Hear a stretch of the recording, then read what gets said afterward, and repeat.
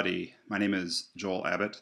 I'm a theatrical sound designer, and today I'm going to talk with you about using Ableton Live for theatrical purposes, for use in live theater, which is different than production, dance music production, and using live for triggering cues, doing some automation stuff, the kind of thing that you would do in QLab. But if you don't have QLab, or maybe you're on a Windows computer that has Ableton, this will apply.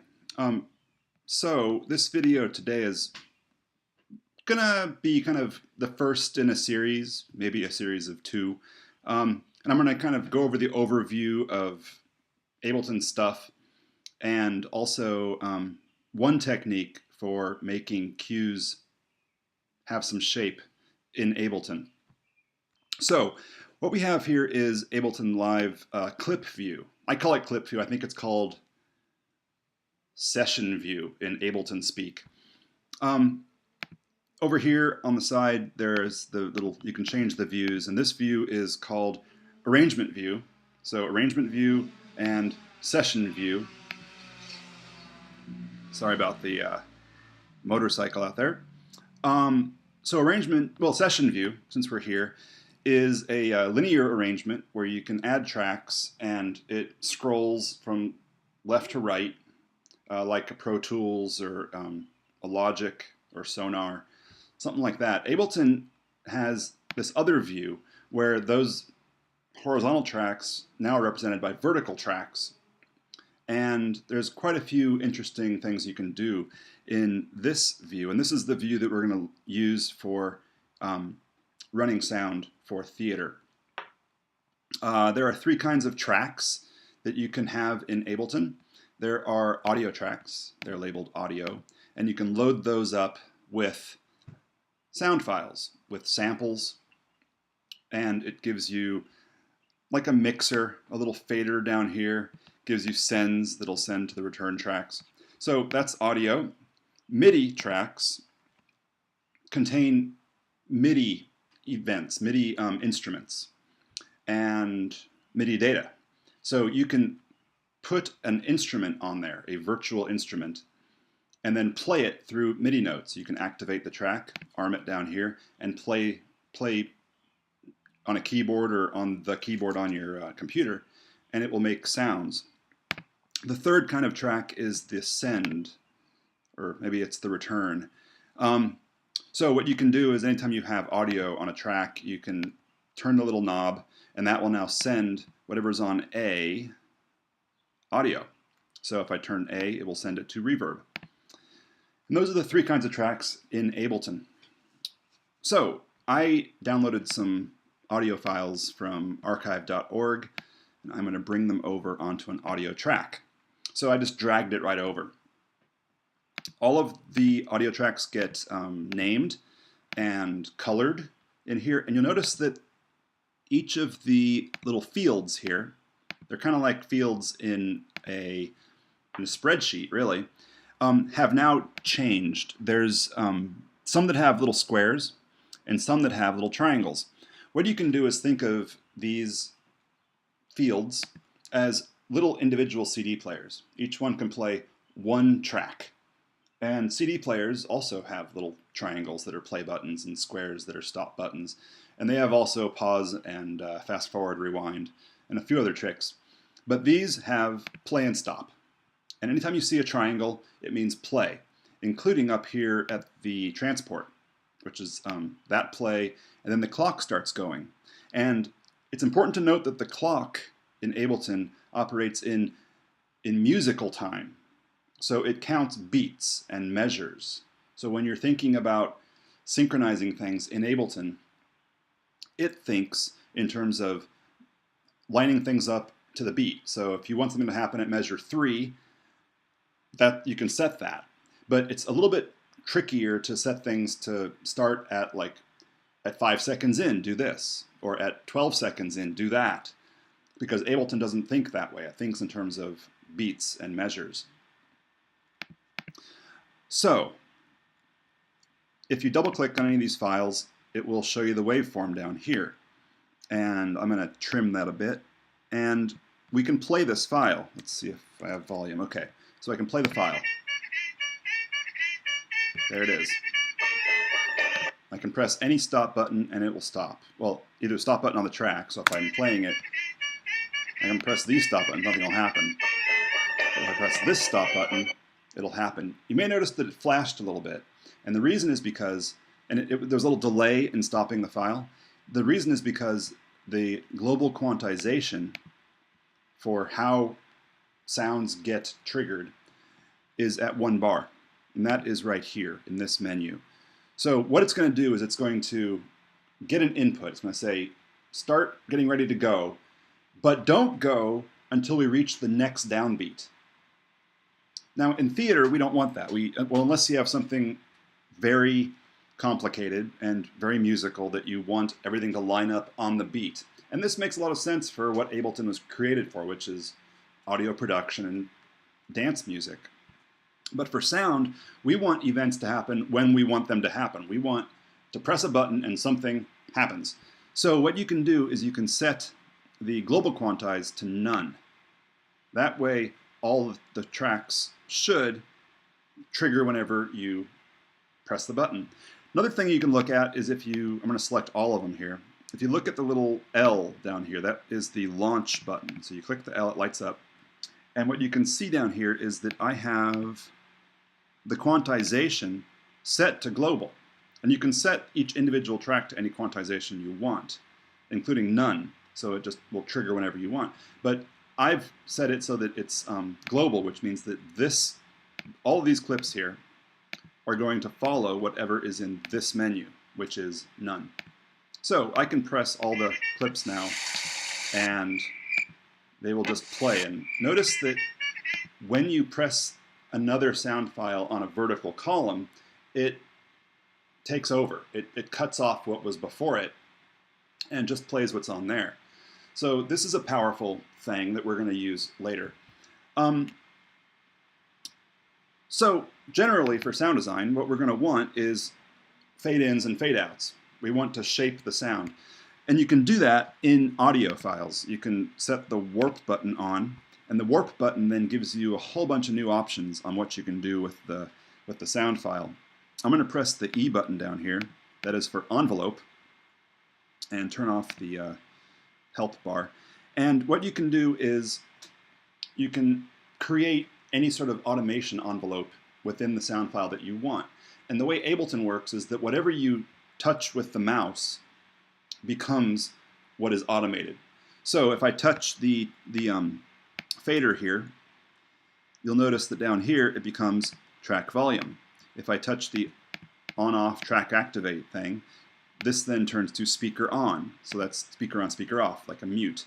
If I press the sends, it'll change to sends. Whichever one I press becomes the new automation lane. So what I want is the mixer track volume. And a little line emerged over here that takes us to 0. And I'm going to draw in some dots on here and create a little envelope. Now if I play this file, what you'll see is that there's a little red triangle right over here that's going to rise corresponding to this line here. So here I go. Alright, so there was a gentle fade up on that file. And you can do anything you want. You can fade up there, you can then take another handle, fade it down, then you can take another one, and then you can fade out. And that's great. We love fade outs. So then it fades out, and you see the little red triangle over here fading out. Okay, so that's great. The problem is that we can now set our audio file to fade in, but what we want in theatrical sound is to press a button and for the audio to gradually fade out. And we don't have a way to do that here. It's probably a good idea at this point to also mention the master track. And the master track is all the way on the right. It says master, and it has everything numbered here. The master track has a few superpowers. The master track, when you have a field selected on the master track, anything on the row beside the master track will play. So if you have 50 clips lined up on that row, in Ableton speak they call it a scene, all that will play if you press this one button. It also will play what's on that row and then advance to the next row and wait for the next command, which is enter. There's also some cool tempo things you can do in here. If you type in a number followed by BPM, the field will turn orange and then it will set the master clock to whatever BPM that is. It's very cool for DJing and various other effects, but I'm not going to do that today. So I'm going to play through all of them by pressing enter. So we still have the envelope on there. There's the next one. What's going on? Oh, the audio, the track is down. Duh. Here's the next one. And that one. So the master track just plays and then advances, plays and advances, plays and advances. And that eventually is going to become how we're going to trigger sequential sound cues. But how do we solve this problem of wanting to press a button and for there to be a gentle fade out? The way I've solved this is through using MIDI instruments instead of audio tracks. And I'm going to show you how to do that. Ableton comes with 3 sample instruments. The drum rack, the sampler, and then the simpler, which is a simple sampler. So I'm going to go into drums here and drag a drum rack onto a MIDI track. Now, MIDI tracks, again, they contain instruments that can be triggered or played through MIDI events. And the drum rack here has given us a bunch of pads. It's very much like a MPC, like a finger drumming device, controller. But the drum rack has 128 locations where files can be put. And notice that it is labeled in like keyboard notation. So each of these corresponds to a note on the keyboard. So what I'm going to do is just drag these sound files onto the drum rack. And notice it kind of turns orange there. And now there they are. All 4 of those sound files are loaded in. And each of these fields in the drum rack has created a simpler. This is the Ableton Simple Sampler. The sampler in Ableton can contain multi-samples. So you can have 5 layers of different velocities of a piano, say, at every key for the duration of each note. So it's a huge instrument. It'll take huge files, and it'll be very expressive. The simpler can take 1 sound file, but it gives you a ton of controls about how to use that sound file. It gives you a filter. Here's the on-off button for the filter. Probably want to keep it off to help system resources, but it gives you low pass, high pass. So you can turn it to high pass, turn it down to like 200K.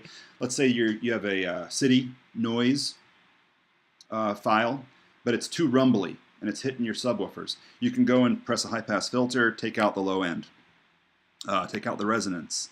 You can start and stop the loop. There's the length, so the beginning and end. There is a volume control. It is a synthesizer, so it has an ADSR envelope. That's attack, decay, sustain, and release. And that's going to be very important to us later as a volume control. It sets to -12, I think, so that when you're playing many of these things at once, they don't interfere too much or boost the sound too much. There's a transpose, a detune, glide. There's all kinds of cool things you can do with this, but what we're interested in is creating fade-ins and fade-outs, and the way you do that is with attack and release. So here's our bugle call again, and if I play the little play button over here, you'll hear it again, but it's playing out of the MIDI instrument this time. And if I release my finger, it stops.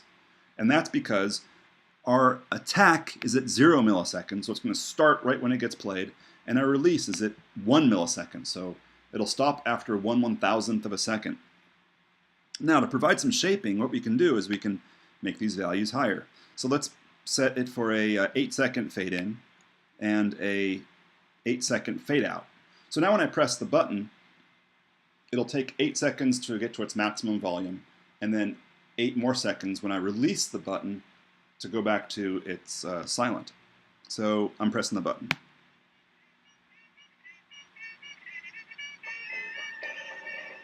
All right, maximum volume on release now.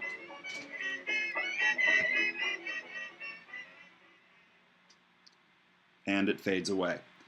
So that's really the whole ball game right there, is we've now created an instrument that can have the fade in and fade out events controlled by a button press. Now, what do we do next? We have to figure out how to control it. So I'm going to double click inside the drum rack track, and that will create a MIDI clip. So these are audio clips over here. These are MIDI clips over here. Audio clips contain audio, and MIDI clips contain MIDI. Now notice that the MIDI track is already auto-populated with what is on that drum rack. So the drum rack, the files are the bugle call, rain, crickets, and this music. And over here, it's the bugle call, rain, crickets, and the music. So this is a 1 measure long MIDI clip. It's 1, 2, 3, 4 beats. I'm going to extend that to like 99 measures. I don't care about how long it is because I'm going to cut it off with the MIDI event. What I care about is when it starts. So if I zoom in, I'm going to trigger this bugle call, and I've got to zoom way in. So bugle call is now set to start right at the first measure and go forever. This MIDI note is just going to play that file until it ends. So I'm going to get rid of this audio track now. So that MIDI clip has a MIDI note that's going to trigger that pad in the drum rack. And if I use the master track to start it, then what I can do is I'm going to go ahead and play it, pressing enter. There's our fade up. Now if I press enter again, it's going to trigger this stop here. That square key is going to stop the track, but it's not going to stop it immediately. It's going to fade out.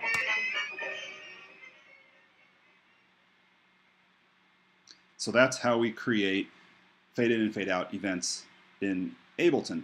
So now what we can do is we can create more. So I'm going to press Command D to duplicate this MIDI track 2 more times and bring it down like this. Now each of these MIDI clips is identical. They all are playing this bugle call, but they don't have to be.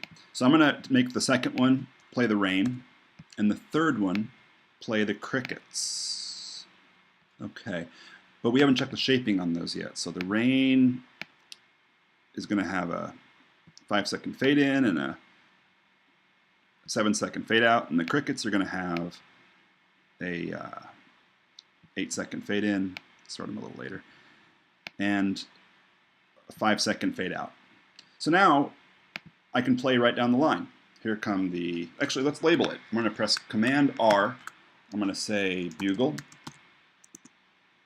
out, crickets, out, and then, what was the, oh no, that was wrong. Crickets is here. This was rain.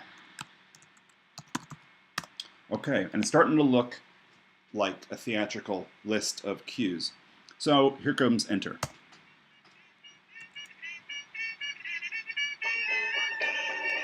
I'm taking that out. Here comes the rain.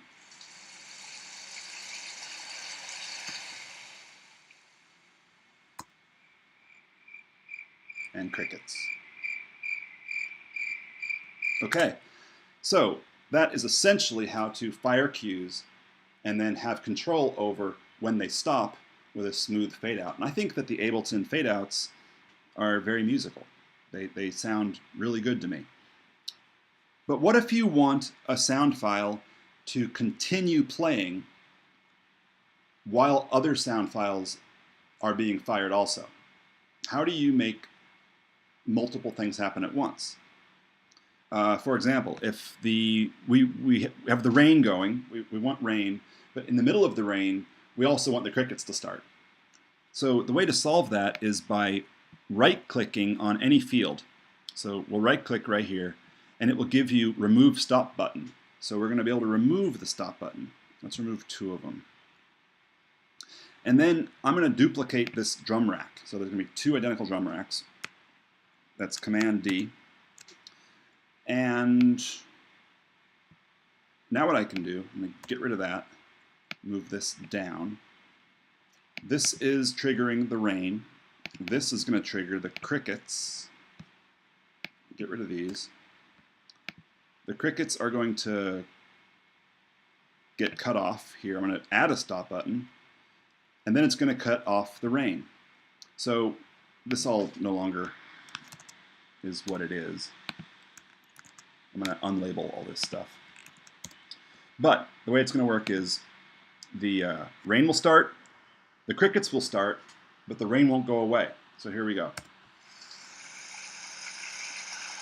And then crickets. You can kind of hear them there. Take the crickets out with this stop button right here. Oh, I did it already. And then take the rain out. Once again, rain, crickets, crickets out, rain out. So that's how you do it.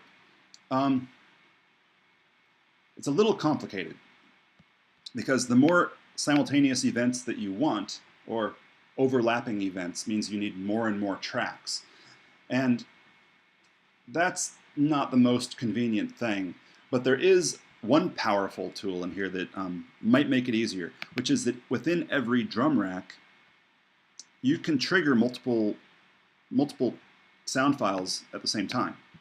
So I could fire the rain here. I could even delay it a bit. I can make the bugle call come in way over here. So now all of these files are going to be playing on this track. So if I play here, there's the crickets, the rain, the bugle call,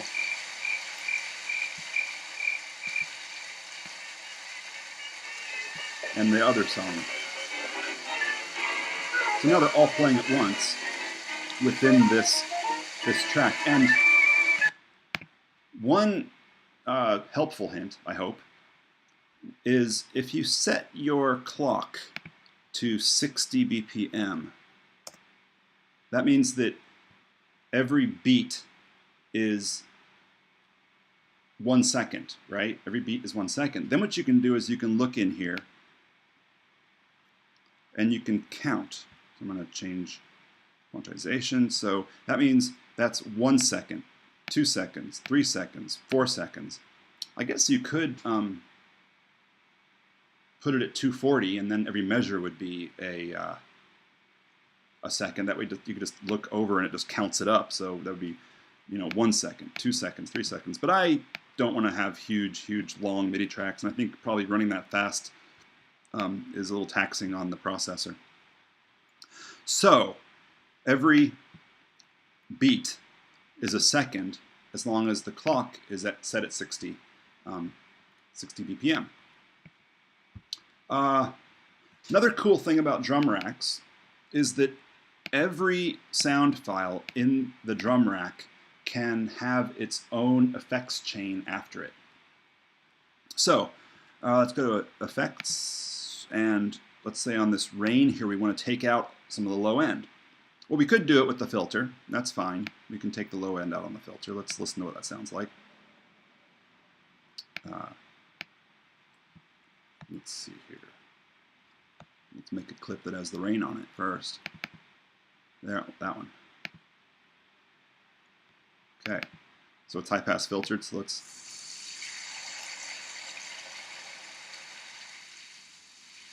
I can filter that however I want. Or take the filter off, and I could put an EQ on here. So I'll just put that afterward, and then set this high pass filter, and then take my frequency up, which would give us a similar sound. So there's the high end, and back to the low end. I could also set a reverb after a track. Let's set this reverb right here. It's only going to play on this bugle call track. Let's say that you had a scene that starts with a transition, so you want the sound to be very solid, but then as it goes into the scene, it becomes more dreamy, more of a dreamscape. Let's take the decay way up, dry wet way up, and let's automate that. So if I take the dry wet and I click it, over here inside the clip for the bugle call, it will be, the dry wet will show up right there. So over the course of 3 measures, I'm going to bring up the dry wet on an envelope.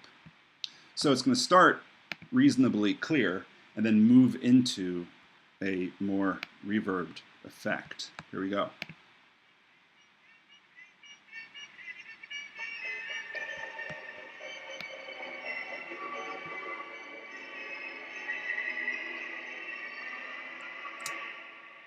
So that's cool. You can add individual effects per sample inside Ableton, which is what Ableton loves doing. Also notice that when I stopped the clip, the reverb trail continued, which is also pretty great. You're not having to bake in your effects into the sound file. You can use the native effects inside Ableton, and it gives you a much more natural sound. You can also put those reverbs on sends and then automate the send that goes to it, should you want to. So if I could take that out, I could click on this, go to the MIDI clip. It will now be on reverb A, and I can bring that in right here. So now that will send this audio over to the reverb channel. There goes the knob here, which is now sending audio over here. And we're getting the reverb track. So that's pretty much the whole game right there. What you do is you take a drum rack, you load it up with samples, you set MIDI clips on that vertical track to trigger those particular samples to play, and you set your attack and release times to create your fade-ins and fade-outs. Now there is one other, there is the second way of doing this, and this is going to be the next video, which is using something called dummy clips.